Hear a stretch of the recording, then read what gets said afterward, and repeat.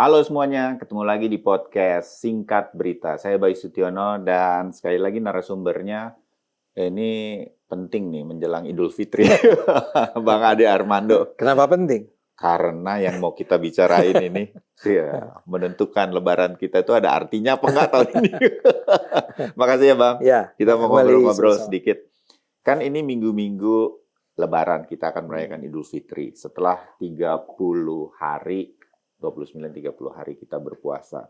Nah, mudah-mudahan kita dapat segala hal yang Amin. baik ya kan dari bulan Ramadan ini. Amin. Tapi saya itu selalu tertarik masih banyak hal-hal secara singkatnya tuh yang toleransi beragama di Indonesia tuh Ya. masih aja ada isu-isu yang klasik, yang itu-itu aja yang selalu terjadi. Ada orang nggak setuju lah, ada umat Nasrani melaksanakan ibadah di perumahan, dilarang ini, dilarang itu, nah hal semacam itu. Gimana sih Bang? Itu tuh sebenarnya udah sampai di mana sih toleransi beragama? Ada kemajuan nggak menurut Bang Ade? Ada kemajuan dalam arti begini. Tadi kan Anda tanya, atau Anda sebenarnya nggak nanya, cuman kita harus mempertanyakan sebetulnya apa sih yang membuat orang-orang tersebut, orang-orang yang misalnya anti dengan dengan pendirian rumah ibadah Kristen di dekat pemukimannya, atau kenapa mereka marah ketika melihat orang-orang Nasrani itu menyelenggarakan upacara peribadahan mereka. Itu kan datang dari kepala, ya. Jadi di setiap kepala kita nih, maksudnya pikiran ya? Pikiran. Dari kepala. Iya, ya. Di pikiran kita itu ada yang namanya skema pengetahuan. Skema pengetahuan itu adalah sesuatu yang terbentuk sepanjang hidup. Jadi Bayu itu pengetahuan mengenai Ade Armandonya diperoleh dari beragam pertemuan kita. Anda baca omongan tulisan saya, Anda dengar omongan saya di televisi, kita ngobrol, Anda dengar orang ngomong tentang Ade Armando, terbentuklah sebuah skema pengetahuan Bayu tentang Ade Armando. Oke. Ya. Dan ini adalah sesuatu yang kalau sudah terbentuk secara cukup firm gitu ya, itu akan tidak mudah diubah. Ya. Jadi yang lebih banyak terjadi adalah dia reinforcing, dia memperkuat, bukan men-change, bukan mengubah. Ya. Dan ini akan menjadi skema pengetahuan yang sudah terbentuk mengenai seseorang ini akan menjadi alat yang digunakan untuk menseleksi pengetahuan-pengetahuan berikutnya. Jadi misalnya karena Anda sudah menganggap bahwa Ade Armando itu adalah seorang penoda agama, orang kafir atau bahkan murtad, ketika ada informasi yang baik mengenai saya, itu tidak mudah masuk ke skema pengetahuan Anda.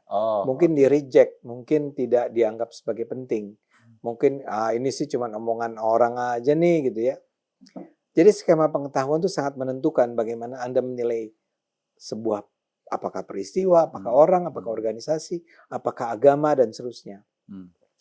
Nah, skema pengetahuan orang-orang Islam mengenai Nasrani itu harus diakui sudah terbentuk selama puluhan tahun barangkali ya. Di mayoritas orang-orang Islam. Dan barangkali sebagian dari mereka adalah orang-orang yang skema pengetahuan tentang Nasrani adalah orang-orang kafir, musuh, berbahaya, licik gitu ya. Sehingga tidak perlu dihormati, tidak perlu dihargai. Ya. Makanya ketika ada rencana membangun gereja di dekat rumah dia akan mengatakan, ya, ini ada tempat rumah ibadahnya orang-orang kafir nih. Maka ketika ditanya, Anda setuju nggak kalau dibangun? Wah, saya nggak setuju deh kalau rumah ibadah. Iya. Tapi kenapa di beberapa daerah di Indonesia hal itu juga hal itu nggak terjadi? Anda bisa sebut misalnya di Ambon, sekarang udah terjalin kembali tuh. Bagaimana umat Nasrani sama umat Muslim di sana saling guyup, saling bantu. Kalau Idul Fitri yang Nasrani ngasih kue, yang Muslim juga membagi ketupatnya. Kalau Natal juga begitu. Sempat rusak sih waktu kerusuhan Ambon, tapi sekarang jalan lagi. Sementara di kota-kota besar seperti Jakarta atau nggak jauh-jauh dari Jakarta, yang tadi kita bicarain itu masih terus terjadi. Nah itu loh, di situ loh Bang Ade, saya berpikir di mana sih nggak jalannya? Ya, Sementara imbauan mengenai toleransi beragama kan nggak pernah putus di setiap perayaan imbauan. agama. Ya, Artinya ya, diajakan untuk menghormati antar ya, umat beragama. Bahkan Indonesia dianggap paling toleran negaranya Islamnya gitu kan oh, oleh Islamnya dunia, ya. oleh dunia Dibandingkan dibandingkan dengan negara lain. Pakistan, Nah, Timur ya kan? Tengah, ya, ya, ya. Sementara kita yang di dalam sini mikir-mikir. Ini yang hal-hal simpel Ya, kayak begini aja belum sepenuhnya ya, eh, terjadi. Belum kita bicara Islam sama Islam juga, ya, ya ya. kan? Nah, Nah, kembali di ke mana tadi. tuh ada Ya, titiknya? kembali ke tadi. Salahnya. Skema pengetahuan yang tadi saya sebut berulang kali itu Oh, bukanlah sesuatu yang dengan sendirinya terjadi secara seragam di semua pihak, ya. oke. Kan jadi betul-betul bergantung kepada Bayu itu bertemannya sama siapa, Hmm, dengar ceramah agamanya dari siapa, ketika hmm, sekolah, sekolah di mana, gitu kan? oke. Nah, jadi saya rasa kan ini di Maluku nih ya, kita Hmm, Ambon dan seterusnya, itu kan sebetulnya sudah punya tradisi toleransi, ya, persaudaraan yang ya. cukup lama. Jadi sudah hidup tuh skema itu Hmm, sebetulnya. Cuman barangkali di tahun 2000 awal itu terjadi disrupsi. ya. Barangkali ya, barangkali memang ada kekuatan-kekuatan yang datang ke sana, Hmm, kemudian menyisipkan, menyusupkan, memasukkan ya, kebencian-kebencian yang kemudian dikatakan kenapa ini bisa diterima oleh orang-orang hmm, Islam di sana. Misalnya dikatakan bahwa ini datang dari ayat Al-Quran nih yang mengatakan bahwa kita harus tidak hmm, menerima orang-orang Kristen sebagai saudara-saudara kita, hmm. ya. Dan itu kemudian dikaitkan barangkali dengan peristiwa-peristiwa tertentu yang saya nggak bisa berani jawab sekarang gitu Iya, ya. iya. Tapi artinya dia masuk.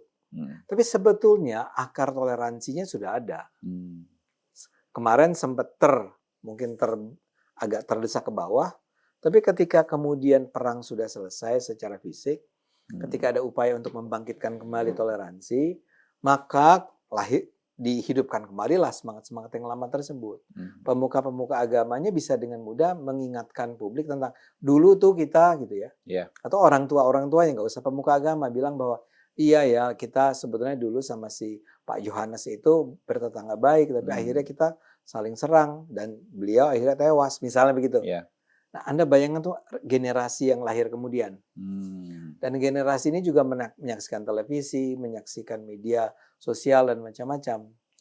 Jadi barangkali dia di masjid-masjidnya juga tidak diajarkan untuk hmm, membenci, bahkan sebaliknya barangkali diberikanlah kepada mereka anjuran-anjuran, nasihat-nasihat, ajaran-ajaran yang mengatakan bahwa we are not supposed to hate them gitu ya. iya. Kita beda agama, mungkin tidak perlu kita di sana masih ada perasaan bahwa kita pernah punya masa pahit nih di masa lalu Hmm, ya. Tapi pelan-pelan bayangkan kalau itu terus dikembangkan. Dan memang ada upaya-upaya sengaja dari berbagai pemuka agama di sana dan juga oleh pemerintah hmm, dilakukan beragam cara untuk gimana mempersatukan kembali nih hmm, kedua agama ini. Nah, sekarang ini yang saya ingin katakan sebetulnya di Jawa ini masalahnya adalah hmm, pada sejak tahun 90-an itu, sebenarnya akhir 80-an, 90-an, 2000-an, itu semangat untuk membangun sekat-sekat antar agama itu sangat kuat dilakukan oleh hmm. kelompok-kelompok. Saya bicara tentang orang Islamnya aja ya. Iya, Saya yakin di kalangan Kristennya juga ada ya. iya. Tapi ada kelompok-kelompok Islam seperti FPI dan kawan-kawan yang tadi membawa Hmm, kembali semangat, bukan membawa kembali, menghidupkan semangat untuk memandang umat Kristen sebagai umat yang berbeda dengan kita. iya. Kita bukan saudara ya. Dan biasanya misalnya dikaitkan dengan cerita. Sebetulnya dulu itu ketika Hmm, Indonesia baru lahir, pernah ada yang namanya 9 kata di dalam pembukaan Undang-Undang Dasar 45 yang mengatakan bahwa iya. umat Islam harus menjalankan syariah. Tapi itu dihilangkan Hmm, ya oleh siapa?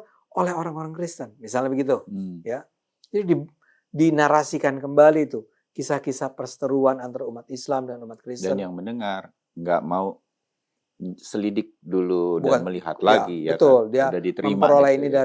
karena pemuka agama kan di Iya. mata umat itu dianggap sebagai sumber kebenaran ini. Hmm, Itu terjadi bukan cuma di satu titik, di banyak titik iya. dan terorganisir, ya. Hmm, Nah, di masa-masa itu 2000-an sampai 2000, saya akan mengatakan bahwa sebetulnya benchmarknya di mana itu putus, di mana itu kemudian meredup kembali di zamannya Pak Jokowi presiden. Tapi selama berbelas tahun itu sampai taruhlah kalau Pak Jokowi 2014 lah ya. Iya. Tapi dia mulai melakukan upaya untuk menetralisasi ini. Taruhlah kita bicara tentang kalau tahun 2019 ini udah mulai berubah nih. Yeah. Ya. Nah, si para penyebar tanda petik permusuhan ini, kebencian ini, itu di masa-masa dari taruh 2000 gitu ya, reformasi sampai 2015 itu berjaya. Ya. Jadi seperti dibiarkan memang. Seperti dibiarkan. Barangkali tidak didukung tapi dibiarkan. Ya.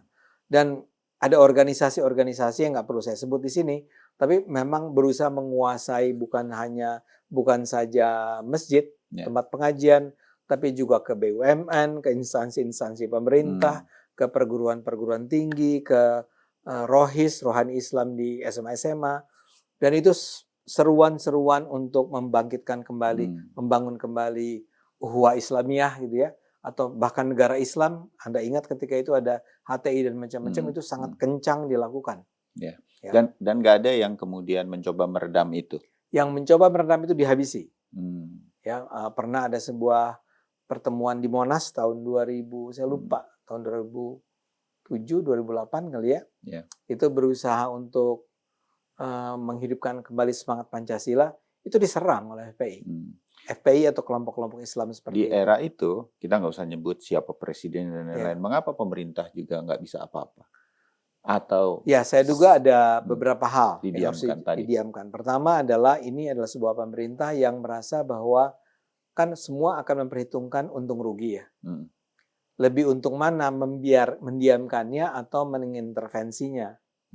Nah, secara politis memang sampai sekarang pun di banyak daerah itu terjadi antara lain karena manfaat politis yang diperoleh dari mendiamkan itu jauh lebih tinggi daripada Anda men-challenge-nya. Dan itu terbukti di beberapa pilkada. Kita bicara Jakarta kan, bisa warga Jakarta. Dimanfaatkanlah untuk situasi politik. Jakarta loh itu. Iya, Jakarta. Ini sebuah kota besar, metropolitan. Dan yet itu terjadi kan.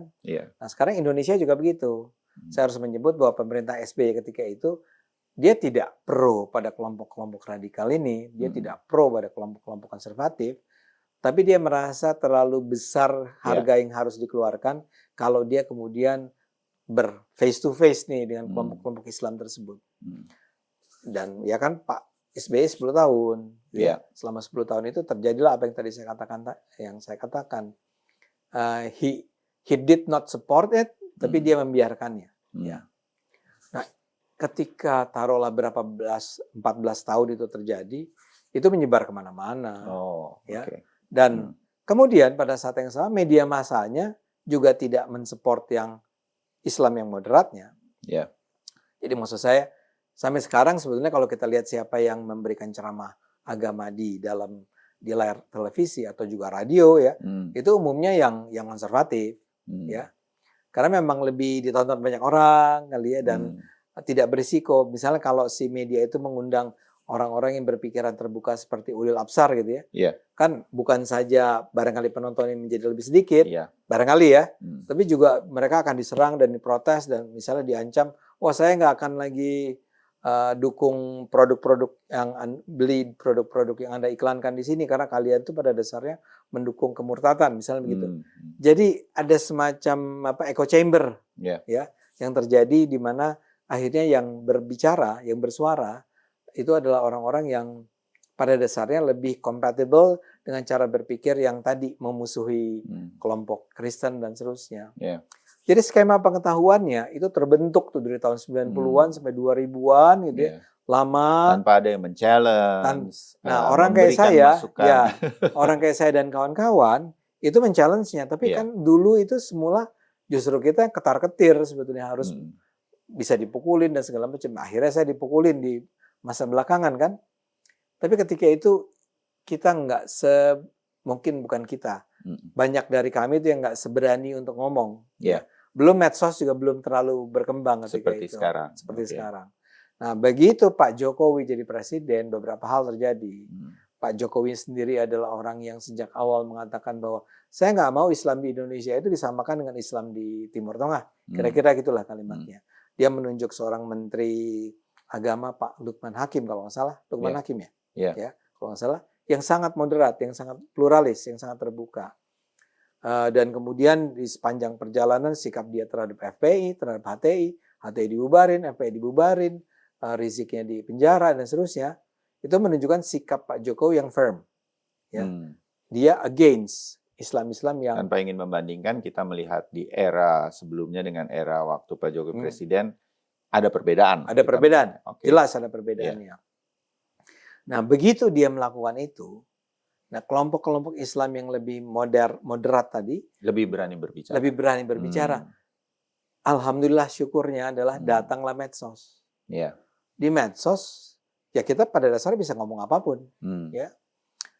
Kita bisa ngomong apapun dan kita nggak takut bahwa kita akan diserang karena negaranya akan melindungi kita dan sudah terbukti. Pengalaman saya menunjukkan bahwa sekarang saya nggak punya masalah tuh dengan mengangkat isu-isu yang barangkali menurut kelompok-kelompok yang lebih eksklusif itu adalah pernyataan yang bermasalah. Ya. Jadi ada kombinasi ini sehingga orang mulai merasa bahwa auranya tuh berubah, baik.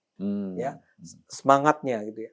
Oh, ini kita ternyata misal paling gampang nih soal ucapan selamat Natal kepada orang-orang Kristen. Kan sempat orang menyangka bahwa sebagian orang Islam menyangka bahwa itu emang nggak boleh. Sekarang sudah lebih terbuka tuh bahwa sebetulnya nggak ada larangan itu di dalam Islam. Itu mah yang ngomong ya mereka-mereka aja. Nggak semua orang kemudian berubah ya pendapatnya. Tapi sekarang semakin banyak orang lihat, oh jadi sebetulnya nggak masalah ya. Sebetulnya nggak ada ya larangan itu di dalam Islam, di dalam Al-Quran misalnya, di dalam hadis. Jadi skema pengetahuan yang tadi udah dibuat beku, kaku, sekarang tiba-tiba terpreteli. Nggak semua orang ya. Tapi yang change-nya udah berubah, sebagian berubah.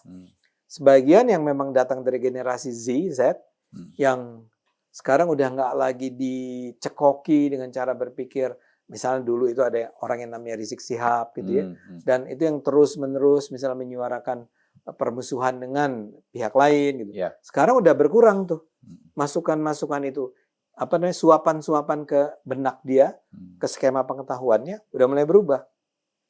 Sehingga saya melihat bahwa sekarang terjadi perubahan walaupun belum total ya, belum selesai ya. Kalau kita bicara 0 sampai 100, kita bicara barangkali 50, udah 60% udah berubah. Orang sekarang udah mulai ya tadi berani untuk mengucapkan selamat Natal, mungkin belum berani untuk melawan gerakan-gerakan yang anti. Jadi ketika gereja dilarang, orang Islam itu kenapa sih mesti dilarang? Tapi nggak mau berani turun dan membela ya. Well, it takes time kali ya. Tapi sekarang kita bisa good enough lah situasi good enough itu. lah gitu ya. Udah good enough. Kita mulai mendengar tentang misalnya kegiatan-kegiatan Ramadan itu sekarang bukan lagi kegiatan hanya buat orang Islam ya, orang Kristennya juga ada takjil war. Dan orang Islamnya juga ketawa-ketawa aja, seru tuh berebut makan gitu ya. Dan juga ada orang-orang Kristen. Ada cerita di media sosial seorang ibu non Muslim itu sibuk benar menyiapkan buka puasa diserahkan ke masjid non Muslim. Jadi hal-hal semacam inilah yang kemudian dibantu oleh media sosial kemudian terangkat ya kan. Ada pendeta yang setiap hari Bay. Dia war takjil juga, jadi ikut beli, tapi terus dia bagi-bagiin kepada orang-orang Islam yang jadi yang ya kan kalau yang war takjil kan yang beli takjil yang punya duit kan. Nah, dia bawa nih ke rel kereta dan segala macam. Dan diterima dan orang bahagia dengan itu semua. Nah, cerita-cerita seperti ini dibantu disosialisasikan, dipublikasikan media sosial. Media sosial. Dan di media sosial pula orang seperti saya dan kawan-kawan berani itu bilang, Abdul Somad misalnya gitu ya, atau Rizik Sihab atau siapapun. Kalau kok ngomongnya begitu tentang Kristen gitu ya. Kita dengan berani ngangkat dan ditonton orang dan orang membaca, ini bisa diomongin ya. Ternyata nggak apa-apa ya mempertanyakan. Kan saya bukan mempertanyakan ajaran Islam, tapi mempertanyakan tafsir Islam. Yang paling sederhana tuh gini, Bay. Saya tuh sekarang bisa ngomong lagi di media sosial. Di dalam Quran itu tidak ada loh kewajiban sholat 5 waktu. Ya. Dulu saya udah diserbu habis-habisan tuh. Nah sekarang saya bisa angkat lagi kayak gitu. Dan orang, oh gitu ya. Dan ada aja yang bilang, iya saya juga udah pernah dengar nih bahwa memang itu cuma 3 waktu sebetulnya. Ada yang bilang bahwa iya saya baca lagi deh bla bla bla bla. Jadi suasana saya sebut aura ini berubah nih. Suasana kita untuk lebih berani untuk mengatakan bahwa kita sama orang Nasrani atau kita sendiri di dalam Islam gitu ya. Nggak masalah tuh, Anda nggak sholat, saya sholat. Kita tuh, ya kebayang, kita merindukan ulama-ulama besar seperti almarhum Gus Dur, ya. Yang udah nggak ada. Udah nggak ada, yang dulu stand up dia. Kalau dia sampai stand up, ya betul. Kan? Jangankan organ katanya, ditaruh di masjid. Makanya gereja bisa pakai alat musik, ya. Kenapa di masjid nggak ada organ? Sendal aja hilang. Ya. Nah, joke kayak yang kita rindukan sebetulnya, betul. Kan. Itu sebenarnya joke. Dan kemudian boleh diperdebatkan. Betul. Nggak, itu sebetulnya tahu nggak? Itu joke-nya NU. Iya. Nahdlatul Ulama. Tapi selama ini kan nggak pernah diangkat lagi. Iya. Nah sekarang anak-anak muda NU-nya karena udah punya medsos, mulai ngomong dan bilang nggak benar tuh ini, nggak benar tuh itu, tidak benar bahwa kita tidak boleh memilih seorang pemimpin non Muslim gitu ya. Dia ngomong di medsos dan nggak apa-apa. Orangnya sholat itu boleh dilanggar. Orang udah marah. Tar dulu. Langgar itu kalau di dusun, di desa itu adalah langgar. Masjid kecil. Masjid kecil namanya langgar. Nah, buru-buru demo kemari ya. Itu. Makanya sekarang cara kita joke, cara kita bercerita. Bang Ade, dengan analisa buah pikir Bang Ade tadi, kan kita sebetulnya, saya berharap nih penonton podcast ini punya banyak wawasan kemudian. Saya sih menangkapnya, kita memang perlu, nggak cuma soal agama, meluaskan wawasan kita, banyak baca, banyak ngobrol, banyak dengar ini itu, yang ekstrim pun harus kita dengar, kemudian kan kita kaya gitu kan, dan kita nanti akan memilih. Masyarakat, anak muda zaman sekarang, kita kan nggak bisa berharap pemerintah jagain kita terus dan lain-lain. Harus apa kalau begitu? Supaya iman kita di keislaman, karena kita suasana lebaran gini, apa segala macam gitu, supaya kita tuh makin kuat iman Islamnya tanpa kemudian harus menyakiti saudara-saudara kita yang berbeda agama, bahkan satu agama, cuman beda-beda sedikit aja, masa sih sampai bermusuhan? Oh iya. Jadi harus gimana sampai bunuh-bunuhan? Iya. Bang Ade. Iya, saya jadi ingat, atau saya harus ingatkan orang bahwa di dalam Islam itu sendiri sebenarnya ada peringatan. Berislam itu atau beragama itu harus menggunakan akal. Itu dikatakan secara sangat spesifik, ya. Karena itulah saya misalnya punya acara di Cokro TV kan, itu saya selalu mengatakan gunakan akal sehat. Maksud saya adalah just your common sense, ya, dalam menilai apapun, termasuk dalam hal beragama. Sebetulnya kayak tadi kita cerita tentang skema pengetahuan itu, karena skema pengetahuan itu sudah menjadi sedemikian kaku, membeku gitu ya. Dia nggak bisa dimasukin lagi dengan pengetahuan-pengetahuan yang lebih. Nggak apa-apa loh orang Kristen itu bukan musuh. Enggak, mereka musuh karena udah beku tuh. Tapi kalau saja orang-orang ini mulai bersedia membuka akal sehat mereka, ya, membuka akal mereka, mereka pasti akan menemukan bahwa kesesatan-kesesatan yang selama ini diajarkan oleh para pemuka agama mereka itu adalah sesuatu yang problematik. Mereka akan bersedia tuh untuk kemudian duduk sama-sama dan mengatakan, iya ya kalau ajaran ini tuh agak aneh ya. Kenapa kita harus memusuhi orang-orang Kristen ya? Kan kita sama-sama diciptakan oleh Tuhan. Masa Tuhan menurunkan sebuah agama yang menyuruh saya membenci orang-orang yang juga dia ciptakan kan? Kecuali yang harus kita lawan orang-orang yang korupsi dan segala macam. Tapi kan ada orang-orang yang sejak kecil dia lahir dibesarkan sebagai orang Kristen. And yet kemudian kita sebagai orang Islam harus memusuhi mereka. Itu kan persoalan common sense. Pasti nggak mungkin lah Tuhan kayak begitu. Nah kalau sekarang kita mulai mengajarkan orang untuk, saya tuh nggak masalah loh Anda nggak setuju sama saya. Tapi paling tidak sikap Anda untuk tidak menyetujui saya itu adalah sesuatu yang secara rasional Anda yakini. Anda udah menganggap, dan kita bisa berdiskusi tentang itu. Iya. Nah, at the end, ujung-ujungnya ternyata kita tetap nggak Nggak setuju ketemu nih. nih, nggak setuju nih. Ya udah salaman lagi, tapi terus kita juga kerjasama di bidang lain.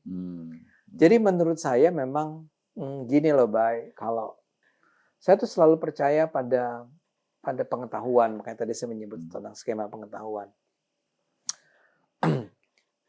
Kemajuan peradaban dunia sekarang ini, ya, kalau kita mau lacak kapan itu terjadinya, tapi terutama yang baratnya, yang didominasi, dikuasai oleh barat, itu dimulai oleh Renaissance namanya, abad pencerahan. Ketika Eropa meninggalkan masa lalunya yang gelap, itu sekitar mungkin abad 14, abad 15 gitu ya, di mana orang di masa gelap dulu, the Dark Ages. Jadi Kristen tuh dimulai gitu ya, abad ke-1-nya sampai abad dia berkembang secara terbatas, kemudian dikuasai oleh kalau nggak salah kerajaan Yunani, kerajaan, if I'm not mistaken, Romawi atau Yunani, kemudian menjadi agama negara itu, ya. Tapi untuk waktu yang lama agama itu dijalankan dengan cara yang tidak menggunakan akal. Jadi apa sih pemuka agama mereka tuh nggak apa? Bisa diubah. Itu nggak bisa diubah. Itu yang paling benar, ya. Dan kalau Anda men-challenge-nya, Anda tuh murtad, kafir. Anda bisa dihukum mati, dan itu terjadi. Itulah masa kegelapan. Bagi Nasrani itu ya. Kok jadi agak-agak mirip sama situasi ketika itu. Iya, kita kan? jangan sampai mengulang itu dong harusnya. Nggak, artinya kita pernah punya masa kegelapan. Dunia Islam tuh bahkan sampai sekarang masih mengalami bukan ujung kali ya, saya nggak tahu tengah atau apa, abad kegelapannya ketika kita masih mendengar pemuka-pemuka agama di berbagai negara lain misalnya yang bisa memerintahkan orang yang tidak setuju dengan pendapatnya dibunuh. Ya. Nah, ketika ini di-challenge oleh sebuah gerakan pencerahan itu, Renaissance yang saya sebut tadi, itu akhirnya membuka alam berpikir masyarakat dunia barat ketika itu, bahwa oh jadi nggak apa-apa kita mempertanyakan ini, oh jadi kita nggak apa-apa mempertanyakan itu, oh jadi nggak apa-apa kita mengikuti naluri saintifik kita untuk mempelajari tentang apakah memang bumi itu berputar mengelilingi matahari atau matahari yang mengelilingi bumi. Itu sempat menjadi sebuah perdebatan yang luar biasa, sampai orang yang mengutarakan bahwa bumilah yang menjadi pusat, matahari lah yang menjadi pusat, bumi itu mengelilingi matahari, namanya Galileo Galilei, sampai nggak boleh lagi mengajarkan ilmu pengetahuan dan meninggal dalam keadaan memprihatinkan karena dia sedih, dia nggak bisa ngomong lagi tentang ilmu. Tapi pemikiran itu membuka mata orang dalam waktu mungkin puluhan tahun gitu ya, membuka mata orang, dan kemudian orang bilang, ya yang benar tuh Galileo, bukan gereja waktu itu, ya.